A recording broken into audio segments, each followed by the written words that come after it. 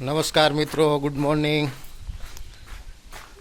તારીખ 9 થી લઈ અને 25 તારીખ સુધી કન્ટિન્યુઅસ વરસાદ થયેલો. આજે વરાપ છે.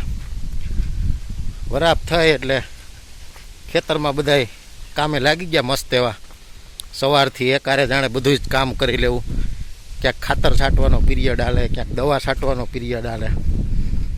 ગીરમાં અતિ વરસાદ થયો જેથી ખેતરમાં રેસ ફૂટી ગયા.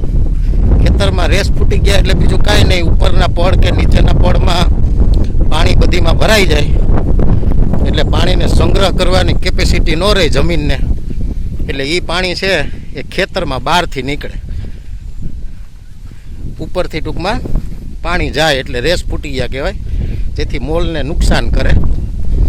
જો એ વધારાનું જે પાણી છે એ અત્યારે ચોમાસામાં પણ આ રીતે મોટર ચાલુ રાખી અને એ પાણી બહાર કાઢવાનું, કે જેથી ઉપરના જે પાણી હોય ઉપરના પડનું એ ઓછું થાય એટલે રેસ ન ફૂટે.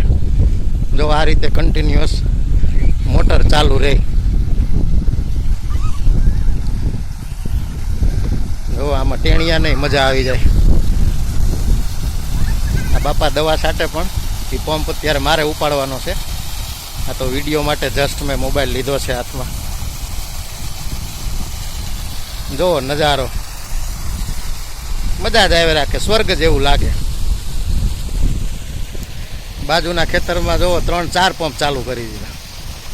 બધાને એકારે દવા છાંટી જ લેવી છે. આ દવા એટલે એ કુસાની દવા.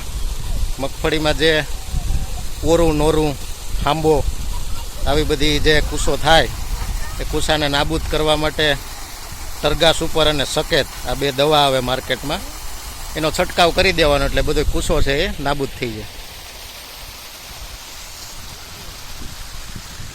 જો નજારો, નકરી આનંદની અનુભૂતિ થાય ભાઈ. હાલો હવે પંપ મારે છાંટવાનો છે એટલે રાહ જોવે મારી. મંતુભાઈ નાહવાની તૈયારી કરે. થેન્ક યુ દોસ્ત.